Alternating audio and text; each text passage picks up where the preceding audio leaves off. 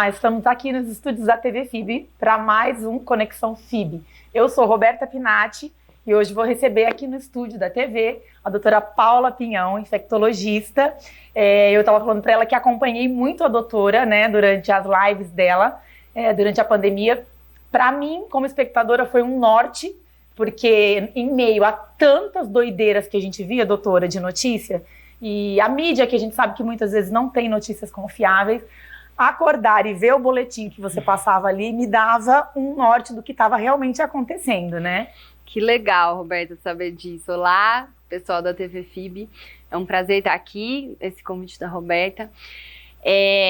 Eu acho que foi um momento em que a gente também estava ansioso com tudo aquilo, e eu falei, gente, eu preciso ajudar as pessoas que estão fora a saber o que está acontecendo aqui dentro, que eu estava lá dentro, né, do furacão. E aí eu tive essa ideia, e eu fiquei 3 meses, praticamente todos os dias, às 6h30, 7 da manhã, eu aparecia lá e a gente conversava rapidinho sobre como estava sendo aquele dia, o que estava acontecendo e as novidades. Sim. Era uma maneira de você dividir um pouco do que acontecia lá e também nos alertar, porque eu acho que naquela época, doutora, muita gente ainda, embora a gente viveu uma fase muito conturbada, muito difícil, eu estava falando para ela que ela passou por momentos muito difíceis no plantão, sim. Em que você perdeu muitos pacientes durante seus plantões, Com e certeza. É terrível isso, né? Sim. Dividir isso com a gente era um certo alívio e também um compromisso de fazer com que as pessoas acreditassem que era real tudo aquilo que a gente estava vivendo? Com certeza. Eu acho que falar com quem estava do lado de fora, para mim, era consolador. Sim. E ao mesmo tempo, eu achava que a questão de ser aquele pânico que a mídia colocava me incomodava, porque deixava as pessoas muito sem saber o que fazer, muito desesperadas, e isso atrapalhava todo mundo, né? A gente então, não raciocinava direito, a gente ficava meio como barata perdida, a gente sabia no que a gente acreditava, né? E a gente viu os pacientes chegando com um pânico que eu falava, não, gente, calma, vamos observar direito o que está acontecendo. Sim. Então, era também uma maneira de colocar as coisas de forma mais serena, sem deixar de ser séria, obviamente, Sim. mas de colocar as coisas num tabuleiro visível e falar, olha, é isso que está acontecendo, vamos tentar achar uma maneira de sair disso juntos, Sim. né, sem criar o caos que está sendo criado aqui. Porque a gente passou por momentos muito difíceis, estávamos conversando aqui, que acho que nem a doutora, como médica infecto, que é a área direta dela, né, quando a gente está falando de infecção respiratória, acho que ninguém imaginou que ia ser uma coisa que tomasse uma proporção tão grande como foi essa pandemia. Com certeza, a gente estuda isso, né? A minha especialidade é uma especialidade que estuda ativamente as epidemias, mas nenhum de nós imaginou que a gente ia estar um dia atuando dentro disso de uma maneira tão ativa e tão compromissada, igual a gente fez. E cada dia a gente acordava se sentindo fazendo parte da história. Falava, gente, isso aqui daqui 100 anos vamos falar, nossa, e a gente tá aqui desse jeito, sim, né? Com certeza. E eu acho que a gente não estava nem preparado, tanto com equipe suficiente. A gente fala de rede pública e de particular também, porque foi uma coisa tão avassaladora que chegou a faltar insumo e a gente ficou realmente... A equipe médica ficava sem ter como executar o trabalho da melhor maneira possível, da maneira mais confortável para o paciente. Então isso deve ter gerado em vocês uma frustração muito grande, né? Eu me lembro que as pessoas me perguntavam, mas você não tem medo de pegar essa doença? Sim. E eu nunca tive medo de pegar, mas eu falava, eu tenho medo de não conseguir dar assistência para um paciente que chegar, porque vai me faltar insumo, vai me faltar remédio, vai me faltar respirador. Meu medo era esse. Eu não tinha medo de pegar porque eu confiava na minha paramentação. Sim. A gente se paramentava de uma maneira muito séria, muito correta. Eu confiava naquilo, mas eu tinha medo de chegar alguém e falar, e agora? Eu não tenho remédio para dar para ele? O que vai acontecer com essa pessoa? Vocês estavam preparados para uma guerra mesmo, né, doutora? Porque a gente viveu um cenário de guerra mesmo. Assim. Era isso mesmo. E aí chegou um momento que as pessoas iam trabalhar assim, falava, meu Deus, mais um, meu Deus, não para de chegar. Era chegar paciente de balde. Parecia que estavam virando baldes de pacientes doentes e a gente falava, onde isso vai parar? Não tem fim. A gente queria saber quando que ia diminuir isso, quando que ia começar a ter menos casos, quando ia começar a ter menos mortes. E a gente viveu o auge, que foi a pior fase, que é essa que a gente está falando, que faltou muitas vezes insumo, medicação para entubar. Hoje, a gente sabe que, eu posso te perguntar assim, não sei, vivemos o período mais tranquilo de todos desde o começo da pandemia, a gente já pode respirar um pouco mais aliviado? Ah, sem dúvida. Eu acho que agora é um momento em que a gente tem menor média móvel de mortes, menor média móvel de número de casos, em todas as regiões do Brasil. Então, sem dúvida, agora é um momento que a gente consegue respirar fundo, que a gente consegue olhar para trás, aprender muita coisa, que eu falo que a gente estava trocando pneu com o carro andando, era uma doença nova. Aprendendo sobre ela durante o curso da doença. Durante o curso, exatamente. Hoje a gente consegue olhar para trás e aprender muita coisa. Sem dúvida, a gente está em um momento mais tranquilo, graças à vacinação. E agora, daqui para frente, a gente tem que pensar na prevenção de uma maneira muito obsessiva até. Sim. Prevenção para não acontecer. Eu acho que não esquecer também que os cuidados que a gente aprendeu, que eu acho que a gente nunca foi assim. Eu, pelo menos, não me lembro de ser assim, de usar álcool para tudo. E sim, deveria ter sido sempre assim, né? Sim, com certeza. Eu não sei, você por ser médica, talvez já tivesse álcool em todo canto ali para higienizar. A gente não, a gente vivia num conto de fadas, eu acho, antes, porque a gente não tinha essa preocupação. Sim, né? Até aquela coisa do tipo, ai, caiu no chão, passa aqui, ó, não acontece nada, que não sei o quê. Então, assim, acho que foi um divisor de águas, por exemplo, essa geração dos meus filhos, as crianças que vêm agora, eles já sabem que tem que higienizar tudo o tempo todo, né? Higienização das mãos é uma coisa que a gente da infectologia sempre bateu nessa tecla muito. E fazendo campanhas dentro do hospital para isso e tal. E de repente veio essa avalanche, né? Que todo mundo tomou a consciência e falou, não, peraí, realmente isso pode fazer a diferença para eu não pegar ou para eu não transmitir. Então, o álcool gel que a gente vê em todos os lugares, eu imagino que isso não vai sair e nem deva. Pra ficar, gente, porque eu acho que agora a gente aprendeu que é assim que a gente previne muitas coisas, não só falando de Covid, mas a gente percebeu, por exemplo, eu que fiquei com as crianças em casa, ninguém teve nada no período que a gente ficou em casa, a Júlia tinha asma, não teve mais crise de asma, eu passei praticamente um ano sem ter nem gripe, então a gente percebeu a importância de se higienizar, de cuidar, de quando tá doente, de não sair para transmitir para o outro, né? Sim. Isso foi demonstrado por números. Tanto que diminuiu doenças respiratórias. E depois, na hora que voltou a circular, a hora que as crianças voltaram aí para a escola, aumentou o número de doenças respiratórias. A minha filha já teve crise de asma agora, com esse retorno. Exatamente. E o pediatra falou, ó, a clínica essa semana só deu caso de asma, porque é o que acontece quando a gente volta a se reunir de novo. Sim, com certeza. Tiramos máscaras do decreto para uso em locais abertos. Ok, para nós foi libertador, né? Para a grande maioria a gente viveu quase 2 anos tendo que usar esse acessório para nossa proteção e para a proteção dos familiares, de quem a gente ama. E aí, assim, ao meu ver, não sou médica, doutora, mas tirou para áreas abertas e não deu o tempo devido, será? Será que foi suficiente já tirar a máscara de uma maneira geral? Qual que é a tua visão? Porque você é médica. Eu tenho um pouco de receio dessa rapidez em suspender o uso de máscara em locais fechados, tá? Eu acho que a gente tem aí a onda da Omicron muito recente, a gente tá ainda saindo dela, ainda sentindo os efeitos.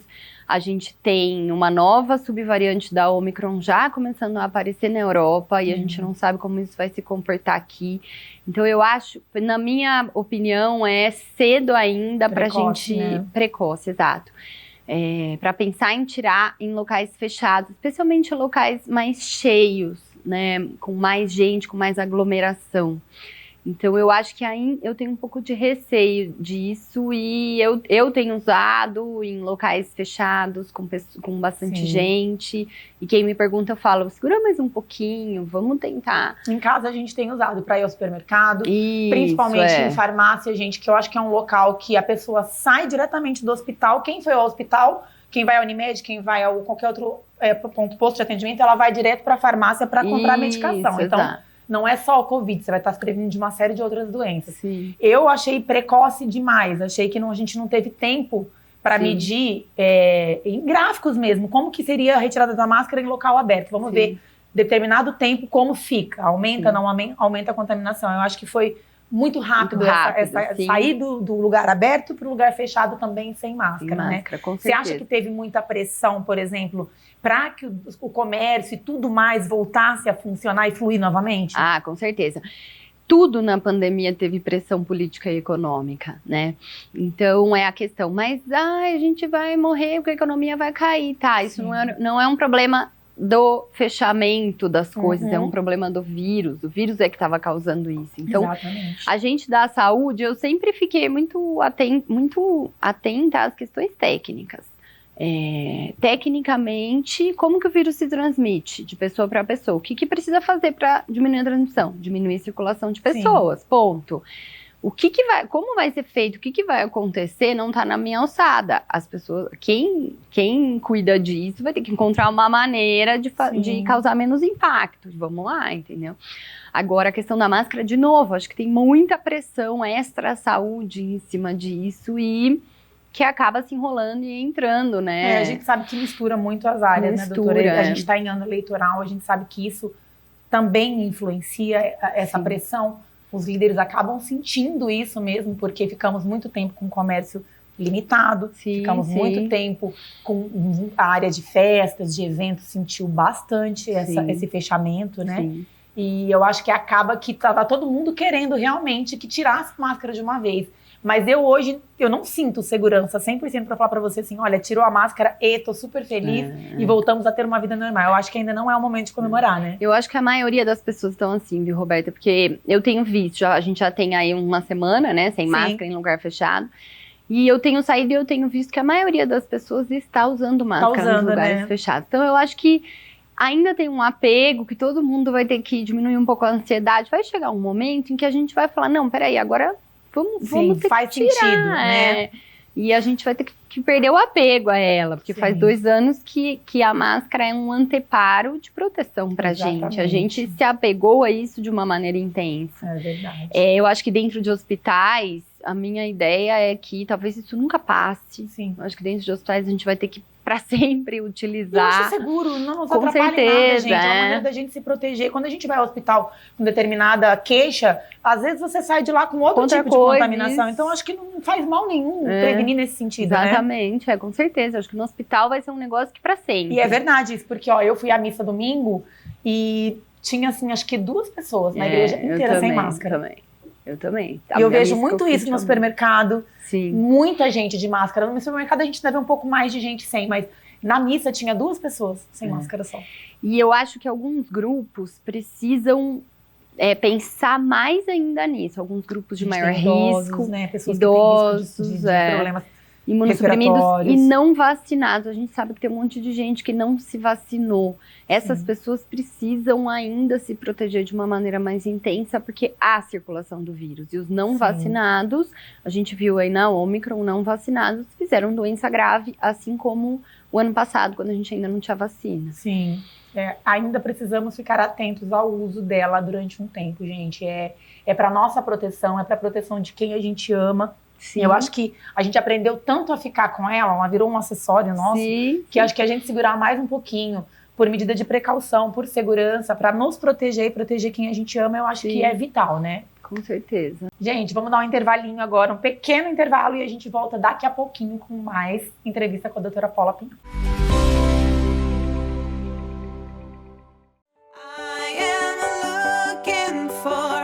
No futuro, eu vejo um lugar cheio de energias positivas, boas vibrações e muito conhecimento. A FIB tem a melhor infraestrutura. 11 prédios, 64 laboratórios e mais de 200 professores titulados e com experiência de mercado. Ingresse na melhor faculdade de Bauru segundo o MEC. Vestibular FIB. Inscreva-se. fibbauru.br. FIB, na sua vibe.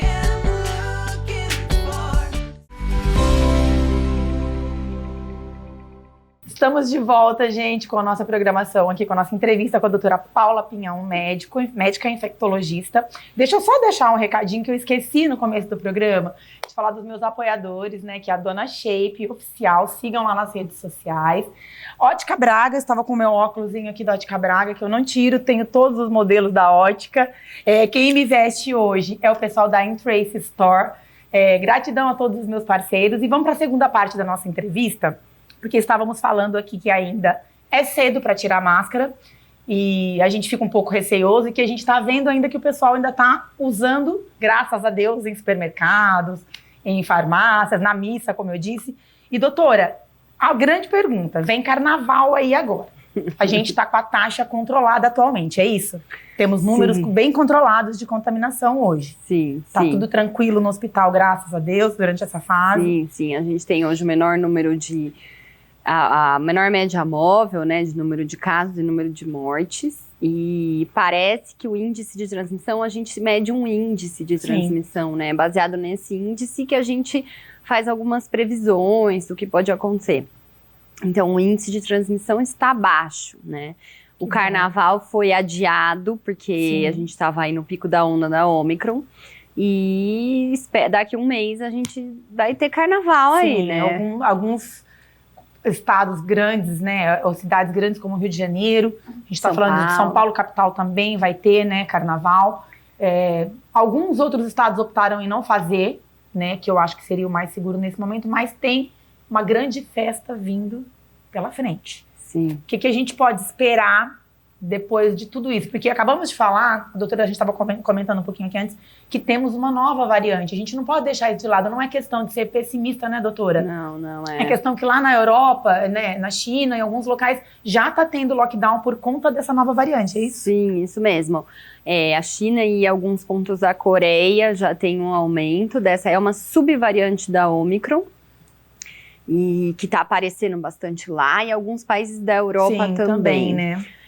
Na Europa ninguém pensou em fechar nada ainda. Ainda não tem lockdown por lá, só na tem. China, né? Que a gente, acho que Globo News noticiou, acho que há uns 2 dias atrás, que a China tem já algumas cidades com lockdown, né? Sim, sim. É assim, Roberta, a gente viveu períodos de pleno terror, então a gente não quer aquilo de novo, de maneira alguma, né? Tudo que puder ser feito, tudo que puder ser evitado para acontecer aquilo de novo, a gente quer que seja feito. Então, falar em uma festa popular grande com grande volume, aglomeração, né, de pessoas, na nossa cabeça de infectologista, a gente enxerga o quê? Vírus pulando de uma pessoa para outra nesse momento, né? Por outro lado, a gente tem que pensar também que a gente tem uma taxa de vacinação alta e que a gente precisa acreditar na vacinação. Hoje é o que nos salvou. Sim. Se não fosse vacina, a gente ainda estaria naquela espiral maluca que a gente viveu nos últimos 2 anos. Então, sem dúvida, a gente precisa acreditar na vacinação. Na força que tem a vacina, né? Porque é ela que está tirando a gente disso. Sim. Então, a gente tem uma taxa alta de vacinação. Estamos aí numa balança que parece que está equilibrada, mas, sem dúvida, há um receio do desequilíbrio com essa festa grande. Sim. Como tudo na Covid, desde o início, a gente vai ter que esperar para ver o que vai acontecer. Mas eu, sinceramente, espero que a vacinação seja suficiente para segurar essa transmissão e aparecimento de novas cepas. Até porque nós estamos falando de uma capital que é visitada por gente do mundo todo, né? Sim. Rio de Janeiro. A gente sabe que o Carnaval do Rio, vem gente de todo mundo para cá, né? Para assistir o Carnaval. Então, a gente fica apreensivo mesmo com tudo que pode estar por vir. Confiemos na vacina, né? Aqui a nossa taxa de cobertura em Bauru é boa, como é boa em todo o estado de São Paulo. A gente não tem o país inteiro ainda com uma taxa tão efetiva e talvez com uma conscientização tão grande da importância da vacina. Aqui em Bauru, o pessoal aderiu a todas as doses. A terceira dose está com uma cobertura bacana. A terceira dose que a gente fala dose de reforço, né? Acaba sendo um problema em todos os lugares, porque o pessoal deixa passar. Já tomei 2 doses, já tá tudo bem. Já acha que tá ok, já acha que tá ok. Não pode, gente, por favor. A gente precisa reforçar a adesão à terceira dose. E também a adesão de quem não tomou, né? A gente ainda tem gente, né, que acredita que não precisa se vacinar. 25%. E foi quem sentiu quando veio a Ômicron. Sim, com certeza. Onda aí, né? Os casos que a gente viu ficar grave, internar e a óbito eram pacientes não vacinados. A gente via isso no dia a dia o mês passado. Tomou vacina? Não. Agora gente, acreditem na força da vacina. É só assim que a gente vai conseguir vencer isso tudo. Se todo mundo estiver vacinado, o vírus se replica com menos força, e isso, né, não só no Brasil, né? Enquanto a gente não tiver a população do mundo com acesso à vacina, a gente sempre vai ter essa ameaça de novas variantes, de aparecer novas cepas mais contagiosas. Sim. E agora a gente tem aí o pedido de vacinação para crianças menores de 5 anos, né? Que está saindo. Para ser aprovado, Para ser aprovado. as crianças acima de 5 anos já estão sendo vacinadas e devem ser vacinadas. Foi outro boom que se criou nas redes sociais aí, nos WhatsApps da vida. Eu, como mãe, eu me blindei um pouco para não ir em onda de fake news, gente. Eu não vou dizer que eu vacinei super tranquila, mas na minha cabeça não me fazia nenhum sentido estar vacinada, marido vacinado, adolescentes vacinados e só ela sem vacina. Então, assim, veio muita fake news que deixou a gente muito angustiada, né? Pai e mãe ficou, nossa, pra lá, não, tem criança morrendo. E tudo bem, Roberta, eu acho que é função do pai e da mãe perguntar mesmo. Sim, nossa, informar, será né? que eu tenho que dar isso? Será que é seguro se informar? Esse medo, então, né, eu fiquei totalmente à disposição de pais e mães. Eu publiquei que eu vacinei meus filhos, porque isso acaba sendo também uma segurança a mais, né? Mas o que eu não entendo, e assim, continuo totalmente aberta à discussão, não vou vacinar e ponto. Não, vamos conversar. Sim. Deixa eu tentar te mostrar que tem benefícios, que tem benefício mais do que riscos. Com certeza. Então, a gente precisa abrir esse espaço para mostrar que... Porque o que acontece? Se a gente não vacina as crianças e adolescentes, é uma população que continua circulando vírus. E a gente vai continuar com essa ameaça. E a gente tem segurança vacinal para dar para essas crianças. A gente precisa acreditar na força que tem a vacina. Porque se hoje a gente chegou aqui, foi porque uma grande parte da população acreditou e comprou a ideia da vacina. Eu falo que mais do que nós da área da saúde, nós somos os primeiros a serem vacinados. Sim. Eu fui vacinada no segundo dia que autorizou a vacina no Brasil. E aí eu falava, gente, tá vendo? Nós estamos tomando a vacina. Eu fui super feliz tomar vacina, gente. Em nenhum momento eu pensava coisas ruins. Eu pensava assim, exato. É o melhor que temos agora. É a única arma que a gente tem nesse momento. Sim. Porque ou era isso, ou era correr o risco de pegar e saber o que ia acontecer com o meu organismo. E eu não queria pagar pra ver o que ia acontecer, né? Exatamente, é isso mesmo. Então, a gente tem que acreditar nisso. A vacina é a nossa chance de sair desse looping. Sim. Nós temos que vacinar mais de 80% da população em todo o mundo, não só aqui no Brasil. Estamos falando de 4ª dose. Aí fica todo mundo assim, meu Deus, não vai terminar nunca isso daí? Vai ter vacina do Covid agora até quantas doses? Eu estava falando com a doutora aqui que vacina de Covid veio para ficar. Você sabe quantas doses você já tomou da vacina da gripe? Pois não sei, já tomei tantas. Eu também não sei, eu devo ter tomado umas 20, as crianças todo ano, 30. gente, porque querendo ou não é que não fica gripado, a gripe passa rapidinho. A vacina diminui a incidência de sintomas e é isso, né? É isso aí. Então, assim, a gente vai parar de contar. É vacina da Covid, de acordo com a cepa circulante naquele momento, e vamos tomar. É anual, pode ser a cada 6 meses, vai depender aí da imunogenicidade que a vacina causa na gente. Mas nós vamos tomar, vamos parar de contar. Agora vai ser reforço. Exatamente, são doses de reforço, né? Agora a gente tá com chamada para idosos, é isso? Para tomar a 4ª dose já para idosos acima de 80 anos e algumas doenças de pacientes imunossuprimidos também tem indicação.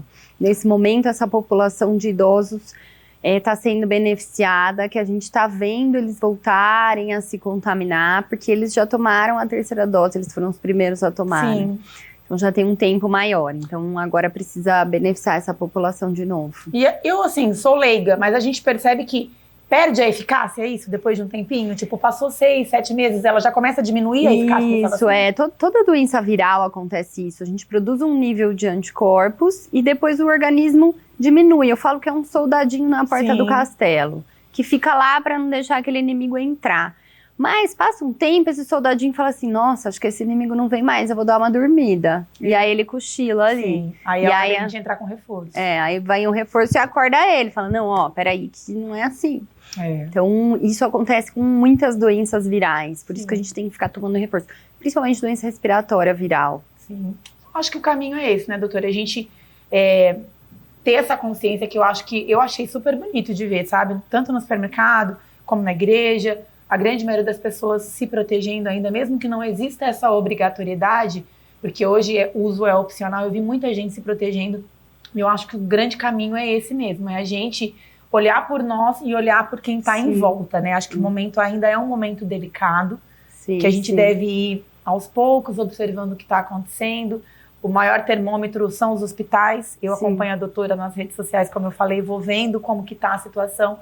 Me baseei muitas vezes, me tranquilizei muitas vezes com ela, chorei algumas vezes com os boletins que ela passava, que muitas vezes ela estava lá, mas não era a melhor notícia que ela queria dar pra gente, né? Muitas vezes você estava lá arrasada de um plantão que tinha perdido paciente e a gente graças a Deus, saímos dessa fase tão difícil, né? Sim, eu acho que um grande ensinamento, principalmente do ponto de vista de saúde, é que a minha saúde está totalmente atrelada à saúde de quem está do meu lado. Sim. Eu não estou sozinha aqui, eu dependo do que as pessoas estão fazendo ao meu redor. Então, a pandemia mostrou isso. Todo mundo ficou em risco, e se todo mundo não tivesse tomado atitude de proteção, a gente teria tido muito mais dificuldade de sair disso. Então, máscara é uma medida de proteção individual e coletiva. Sim. Vacina, eu sempre falo isso, vacinação é uma medida de proteção coletiva. A gente vacina para proteger a população. No todo, gente. A gente não vacina só para se proteger. Nós, né? Então, quando a pessoa decide não se vacinar, a gente tem que abrir a mente, que é por todos, não é por você. Se você às vezes não concorda, mas você tem alguém da sua família, um idoso, você tem pessoas que você conhece que têm problemas respiratórios, então assim, não vai te fazer mal a vacina, como estamos todos nós vivos aqui inteiros depois de tomar a vacina. Receio a gente sempre vai ter, porque é tudo muito novo pra gente, né? Tudo isso que você falou, a gente tá trocando pneu com o carro andando, mas eu acho que hoje a única arma que a gente tem é essa, e hoje ela tá se mostrando eficaz. Sim, com certeza. Depois da vacinação, a gente conseguiu pôr a cara pra fora e respirar fora da água. Foi um período longo, né?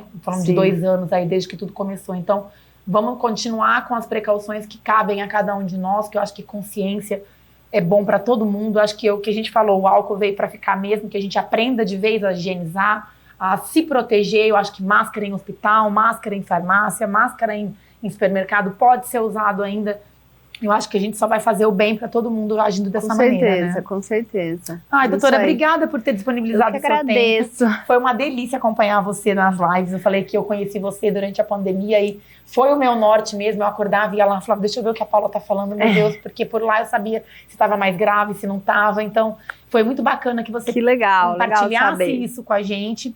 E eu te acompanhei de uma maneira, assim, contínua durante todas as suas lives. Então é um prazer enorme te receber aqui. Obrigada por ter vindo. Obrigada pelo convite, estou à disposição. E obrigada por lutar lá na linha de frente, pela saúde de todo mundo, por deixar a sua família em casa e brigar contra essa doença louca que, né, levou tantas vidas. A gente sabe que foi tão triste. Muita gente não teve a chance de sair para contar a história que saiu dessa doença, né? Todo mundo conhece alguém, amigo, parente, irmão, primo, que perdeu alguém nessa pandemia. Sim. Então, que a gente faça o que for possível ao nosso alcance para que a gente possa nos proteger e proteger a todos, né? Isso mesmo. Obrigada, viu, Paula? Obrigada, gente, obrigada. Até o próximo programa. Usem máscara, viu? Se protejam.